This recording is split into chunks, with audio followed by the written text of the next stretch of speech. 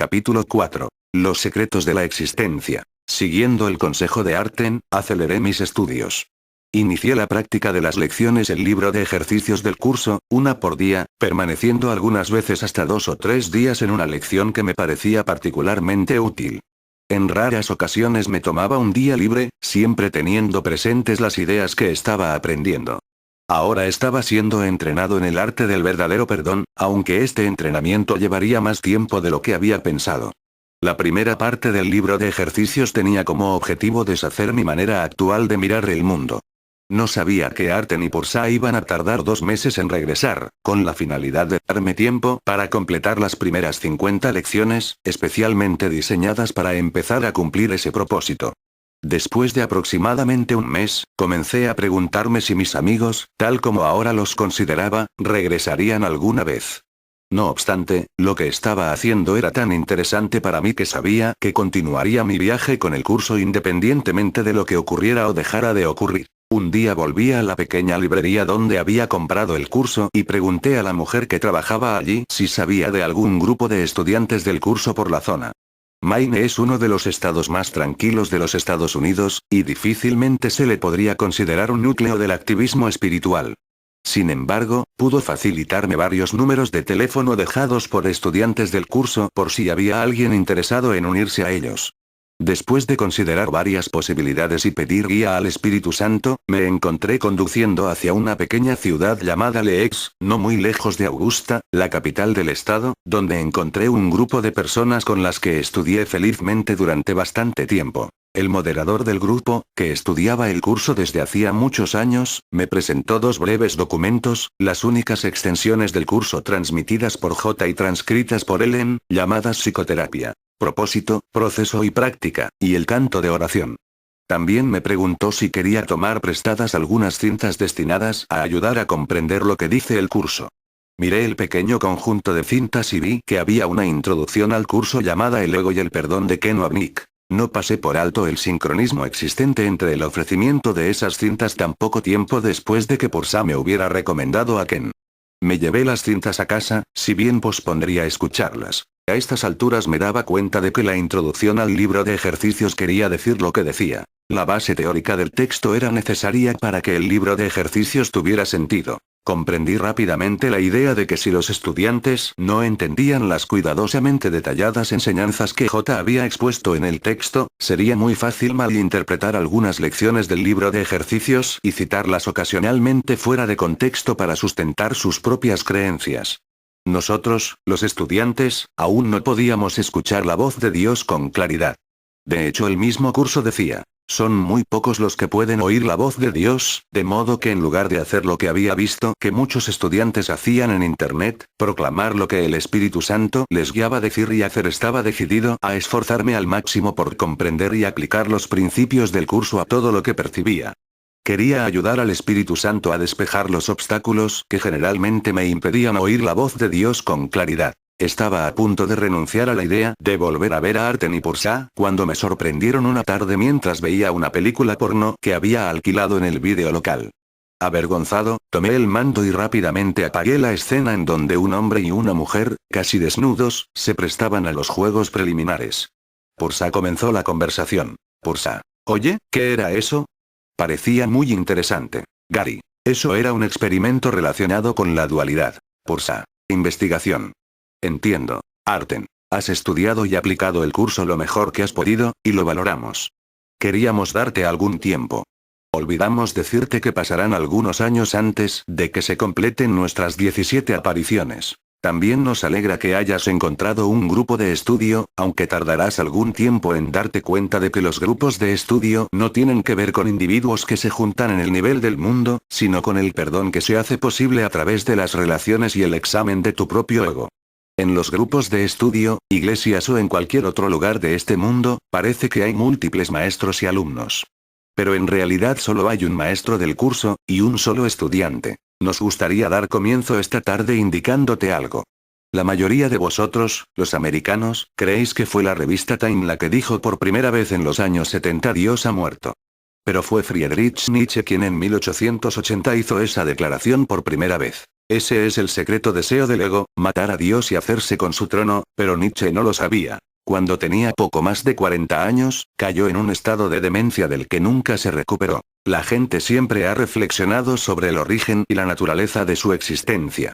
Muchos han asumido que encontraron la respuesta, fundando incontables filosofías.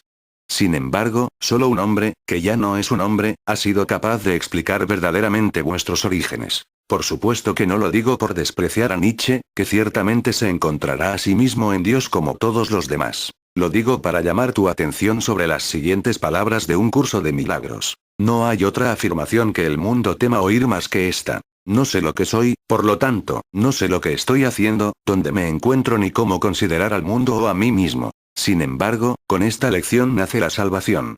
Y lo que tú eres te hablará de sí mismo. Pursa. Hablaremos de lo que tú eres y de dónde vienes, y después podrás decidir con qué rapidez quieres llegar hacia dónde estás yendo. Empezaremos contándote una pequeña historia, información que es cortesía del curso de J, que de otro modo hubiera permanecido en el olvido. No te engañes, es un privilegio para ti aprender estas cosas. Sin J permanecerían eternamente inconscientes.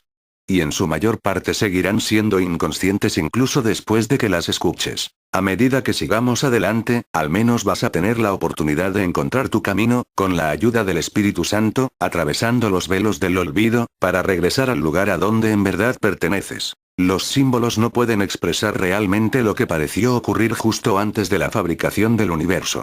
La magnitud del mente transtemporal es demasiado grande para capturarla con palabras. Podemos, no obstante, darte un vislumbre de lo que está detrás de la denominada caída del hombre, y que muchos han llamado el pecado original. Podemos contarte que el resultado fue el evento que soléis llamar Big Bang. Ningún científico podrá jamás rastrear lo que ocurrió antes de eso, excepto a nivel teórico. Pero es posible recordar el principio mismo y cambiar de mentalidad al respecto. En cualquier caso, no es necesario que recuerdes el principio ahora mismo, porque cambiarás verdaderamente tu mentalidad perdonando los símbolos de aquel principio. Así, tu salvación siempre ha dependido y siempre dependerá de las decisiones que estás tomando ahora mismo. ¿Te gustaría continuar, Arten? Arten. Antes del principio no había principios ni finales, solo existía el eterno siempre, que todavía sigue allí, y siempre estará. Solo existía una conciencia de unidad sin fisuras, y esa unidad era tan completa, tan imponente e ilimitada en su gozosa extensión, que era imposible para cualquier cosa ser consciente de algo más que no fuera ella misma. En esta realidad a la que llamamos el cielo, solo existía y solo existe Dios. Aquello que Dios crea en su extensión de sí mismo se llama Cristo. Pero Cristo no está separado ni es diferente de Dios. Es exactamente lo mismo. Cristo no es una parte de Dios, es una extensión del todo. El verdadero amor debe ser compartido, y el perfecto amor que es compartido en el universo de Dios está más allá de toda comprensión humana. Los humanos parecen ser parte del todo, pero Cristo lo es todo. La única distinción posible entre Cristo y Dios, si fuera posible una distinción, sería que Dios creó a Cristo, Él es el autor. Cristo no creó a Dios ni se creó a sí mismo. Por su perfecta unidad, en realidad esto no importa en el cielo. Dios ha creado a Cristo para que sea exactamente como Él y para compartir su eterno amor y júbilo en un éxtasis libre de cargas, ilimitado e inimaginable. A diferencia del mundo concreto y específico en el que pareces estar ahora, este constante y subyugante estado de conciencia es completamente abstracto, eterno, inmutable y unido. A continuación, Cristo se extiende a sí mismo creando nuevas creaciones, o extensiones simultáneas de la totalidad, que siguen siendo exactamente iguales en su perfecta unidad con Dios y Cristo. Así, Cristo, como Dios, también crea. Porque es exactamente lo mismo que Dios. Estas extensiones no van hacia adentro ni hacia afuera, porque en el cielo no existe el concepto de espacio. Solo hay por todas partes. El resultado de todo esto es el eterno compartir del perfecto amor que está más allá del entendimiento. Entonces parece ocurrir algo que, como en un sueño, no ocurre en realidad, solo parece ocurrir. Durante solo un instante, durante solo una fracción de un nanosegundo, un pequeñísimo aspecto de Cristo parece tener una idea que no es compartida por Dios. Es como una idea del tipo, ¿qué pasaría si? Es como un preguntarse inocente que, desgraciadamente, es seguido por una aparente respuesta. La pregunta, si pudiera expresarse en palabras, sería ¿qué pasaría si yo saliera a jugar por mi cuenta? Como un niño inocente que jugando con cerillas acaba quemando la casa, habrías sido mucho más feliz si no hubieras encontrado la respuesta a esa pregunta, ¿por qué tu estado de inocencia va a ser aparentemente reemplazado por un estado de miedo y por las erróneas y nefastas defensas que esa condición parece requerir? Como tu idea no es de Dios, Él no responde a ella. Responder a ella habría sido otorgarle realidad. Si Dios mismo tuviera que reconocer cualquier cosa excepto la idea de perfecta unidad, entonces ya no habría perfecta unidad. Ya no habría un perfecto estado del cielo al cual regresar. Como veremos, de todos modos, tú nunca te has ido. Sigues estando allí, pero has entrado en una pesadilla, un estado de ilusión. Aunque solo has viajado en sueños, Dios y Cristo, que siempre son uno, han continuado como siempre lo han hecho y siempre lo harán, sin verse afectados en absoluto por aquello a lo que J se refiere en el curso como la diminuta idea loca, de la separación. En ese instante cósmico de aparente individualidad, y por muy atractiva que puedas creer que es la individualidad, no es otra cosa que separación, parece haber un diminuto aspecto de Cristo que ahora es consciente de algo más. Eso es dualidad. Ahora, en lugar de unidad, tienes dualidad. Antes solo existía la perfecta unidad del cielo y nada más. Eso es no dualidad, no dos. Esa sigue siendo la realidad. En verdad no existe más que una cosa, pero ahora parece que a ti te está pasando otra cosa. Parece existir Dios y algo más. Esa es la ilusión de la dualidad, y el mundo de la multiplicidad y de los infinitos sujetos y objetos que percibes en él, son meros símbolos de la separación. Aunque aún puedes intentar crear, no puedes crear realmente sin el poder de Dios, de modo que todo lo que fabricas acaba cayéndose a pedazos. Cada vez que un bebé parece nacer en este mundo, solo está reviviendo el momento en el que pareció dejar atrás el entorno perfecto que disfrutaba en Dios, donde todo era nirvana y recibía los cuidados y atenciones, y de repente se encontró abofeteado en el rostro por una aparente realidad que en comparación era un infierno. Puede que pienses que el nacimiento es un milagro, pero los bebés no llegan a este mundo sonriendo, ¿o sí? Gary. Vienen llorando y gritando. Arten. Sí. La mente que está reviviendo la aparente separación se encuentra de hecho dormida y sueña un sueño fútil, insignificante, o pesadilla, porque cualquier cosa que parezca separada del cielo tiene que ser un símbolo de lo opuesto al cielo. Así, parecería incluir características opuestas. Una vez más, no nos adelantemos demasiado. Aún tenemos que explicar tu desarrollo desde una mente aparentemente separada hasta un universo de cuerpos, y por qué lo sientes tan real como te parece. Gary. No hay duda de que creemos estar experimentando la realidad aquí. Arten. Absolutamente. Se te debe mostrar el camino de salida de esta experiencia. Tu mente se ha dormido al volante y no lo sabe, pero va a despertar en el equivalente a un instante cósmico. Eso se debe a que la voz que habla por Dios y el cielo, a lo que nos referiremos como el Espíritu Santo, sigue estando contigo para recordarte la verdad y llamarte de vuelta. Este recuerdo infalible de lo que eres verdaderamente nunca se pierde, haciendo que despertar a la realidad del cielo sea completamente inevitable. Sin embargo, este recuerdo puede ser aparentemente postergado por insensatas decisiones tomadas en el sueño. Has tomado decisiones insensatas a lo largo de todo el camino. Tienes el poder de elegir el recuerdo y la fortaleza de Dios u otra cosa en su lugar, y si realmente examinas tus pensamientos, descubrirás que normalmente eliges otra cosa. Eso es lo que hizo inmediatamente la parte de tu mente que elige después de la aparente separación. La conmoción, el miedo y la confusión te llevaron a tomar una serie de decisiones insensatas que dieron como resultado que tú parezcas estar aquí. Aún no te das cuenta de que, teniendo en cuenta el imponente poder de la mente, podrías tomar ciertas decisiones que le pondrían fin a la aparente separación, y esto es algo que podrías haber hecho en cualquier momento. Eso no significa que ahora la cosa se va a poner fácil, pero sí significa que puedes conseguirlo, con algo de ayuda. No te equivoques. Para aceptar realmente al ayudante de Dios, el Espíritu Santo, tienes que empezar a confiar en Dios. No puedes confiar en Él hasta que reconozcas que no es Él, sino tú, el responsable de tus experiencias. Te sentirás culpable hasta que comprendas que este mundo no es real, y que en realidad nada ha sucedido. Eso no significa que no debas comportarte responsablemente dentro de la ilusión. Significa que debes entender ciertas cosas para aplicar el verdadero perdón que permite al Espíritu Santo ayudarte mejor. Dios no podría haber creado este mundo. No está en su naturaleza.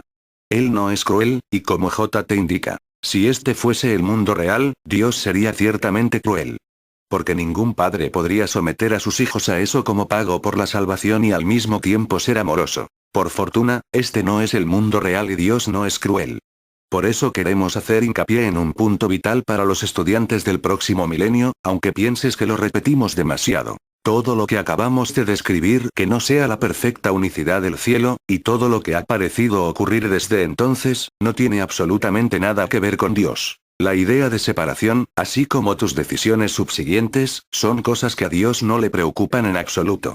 Los acontecimientos que ocurran en un sueño no tienen consecuencias, simplemente porque en realidad no están ocurriendo. Aunque a ti te parece muy real y a veces terrible, tu universo no es más que pensamiento fútil, creado falsamente, y la energía no es nada más que pensamiento proyectado. Creo que hemos dejado claro que la materia solo es una forma diferente de energía. Estando sin el poder de Dios, lo único que tu mente puede hacer es dividir y subdividir, y después tratar de glorificar el resultado. Sin embargo, aún sigues estando seguro en el cielo, y como lo que estás viendo no es verdad, en realidad no eres capaz de dañarte a ti mismo, aunque sueñes que te hieren o incluso que mueres. De hecho, eres capaz de despertar y continuar con la perfecta unidad del cielo exactamente como antes. Pero tu mente debe estar entrenada para ser dominada por los pensamientos del Espíritu Santo en lugar de los de tu ego. Esto exige la capacidad de tomar decisiones que reflejen el sistema de pensamiento del Espíritu Santo en lugar del tuyo. De modo que debemos establecer una profunda y firme distinción entre un curso de milagros y prácticamente todos los demás sistemas espirituales que existen. Desde los prehistóricos hasta los del antiguo Egipto, Lao Tse, aspectos del hinduismo, del zoroastrismo, del Antiguo Testamento, del Corán, del Nuevo Testamento y otros sistemas neodualistas.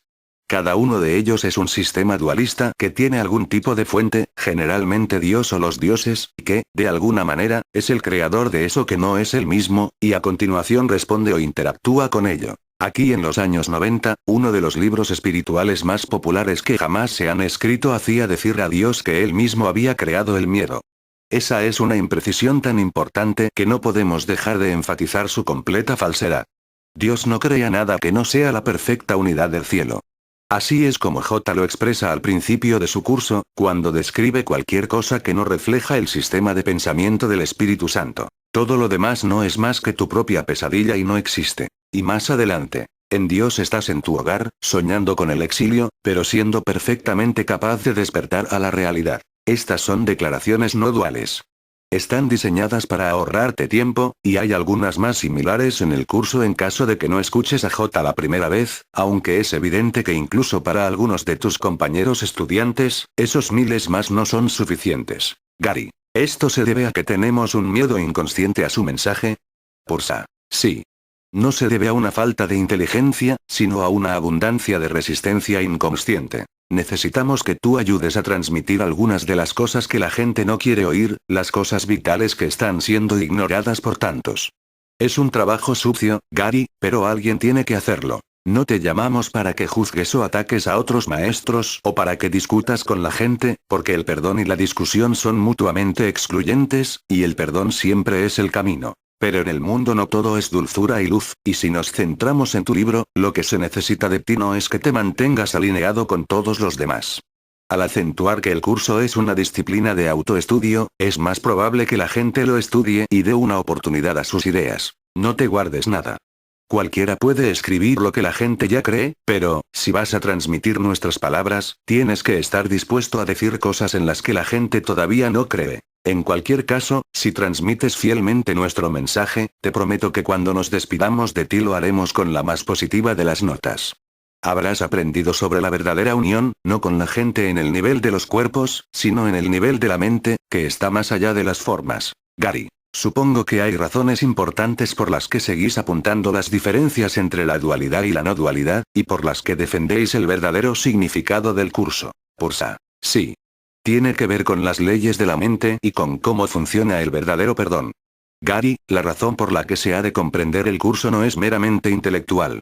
Eso más $1 te garantiza una taza de café. La razón por la que será extraordinariamente beneficioso para ti entender el curso de J, es que lo podrás aplicar mejor a los problemas y situaciones que tendrás que afrontar en tu presunta existencia cotidiana. Es la aplicación del verdadero perdón, con la guía de J o del Espíritu Santo, la que te conducirá a la auténtica felicidad, a la paz, y finalmente al cielo. Gary. De acuerdo. No quiero parecer estúpido, pero, solo para asegurarme de que lo he entendido. Estáis diciendo que el curso es puramente no dualista, lo que significa que de los dos mundos aparentes, el mundo de Dios y el mundo del hombre, solo el mundo de Dios es verdadero, y él no interactúa con el mundo falso. Pero el Espíritu Santo está aquí para guiarnos de regreso a casa. Cuando el curso dice que Dios llora por sus hijos y cosas así, tengo que tomármelo como un símbolo de que el Espíritu Santo quiere que elijamos su voz en lugar de la del ego. Pursa. Exactamente. Muy bien. No eres estúpido, Gary, aunque a tu ego le gustaría que lo fueras. Todo el mundo del ego es una idea estúpida, porque está basado en una decisión estúpida. Acabas de decir algo importante, algo que está muy en armonía con la manera adecuada de mirar el curso. Aunque nunca lo llegarías a saber por el modo en que la mayoría de la gente habla y escribe sobre el curso en nuestros días, durante los 7 años que Ellen estuvo transcribiendo el curso, y los 8 que vivió después de eso, no se le ocurrió ni una vez, ni tampoco a Ken, que fue su mejor amigo durante esos años, y cuyas cintas deberías escuchar, que podría haber otra posible interpretación del curso. Pero si le concedes al mundo unos pocos años para malinterpretar el mensaje de J, se produce una maravilla digna de admiración. De modo que continuemos nuestra misión para que puedas escuchar la explicación del curso sobre lo que realmente está detrás de la creación, o más precisamente, de la creación errónea de vuestro universo y la fabricación de los cuerpos. Arten. Ya hemos señalado que en el comienzo, un pequeño aspecto de la mente de Cristo. Gary. ¿Debería escribir mente de Cristo con M mayúscula en nuestro libro? Arten. No te preocupes demasiado por los detalles. El curso usa la M cuando habla de la mente de Cristo, pero, como aquí estamos hablando de la separación, puedes usar la M o la M, como quieras. ¿Has empezado a escribir nuestro libro? Gary. Lo cierto es que aún no. Aún estoy intentando encontrarle un título. Arten. ¿Alguna idea? Gary. De momento, la cosa está entre amor es abandonar la cerveza y un retorno a la cerveza. Arten. Sigue pensando en ello. Como Pursa ha dicho antes, ya se te ocurrirá. De modo que este pequeño aspecto de Cristo se ha quedado dormido y está soñando un sueño de separación de individualidad. Explicaremos esta idea de quedarse dormido cuando hablemos del tiempo, que es un truco del ego. Y en cuanto a la individualidad, es algo que valoráis mucho, aunque equivocadamente. La gente que vive por estos bosques se enorgullece de lo que llaman su individualismo abrupto. Pronto descubrirás las raíces de este sinsentido. En este momento histórico, tenéis una conciencia incipiente, otra de las cosas que sobrevaloráis tontamente. Para poder tener conciencia tienes que estar separado. Tiene que haber más de una cosa. Tienes que tener algo de lo que ser consciente. Esto es el comienzo de la mente dividida. Como el curso enseña en términos que no admiten ambigüedad. La conciencia, el nivel de percepción, fue la primera división que se introdujo en la mente después de la separación, convirtiendo a la mente de esta manera en un instrumento preceptor en vez de un instrumento creador. La conciencia ha sido correctamente identificada como perteneciente al ámbito del ego. El curso también dice, justo antes de eso, antes de que la separación introdujese las nociones de grados, aspectos e intervalos, la percepción no existía. El espíritu no tiene niveles, y todo conflicto surge como consecuencia del concepto de niveles. Así, como hemos mencionado antes, deberías tratar de recordar que la energía no es espíritu, siendo el espíritu la verdadera realidad inalterable. La energía, que cambia y puede ser medida, existe dentro del dominio de la percepción. Como J enseña, la percepción siempre entraña algún uso inadecuado de la mente, puesto que la lleva a áreas de incertidumbre. No hay incertidumbre en el cielo, porque allí no hay nada que no sea todo. Pero aquí tenéis identidades. En cuanto nacen, las personas ya tienen relaciones especiales. Primero la relación con la madre, y pronto con el padre.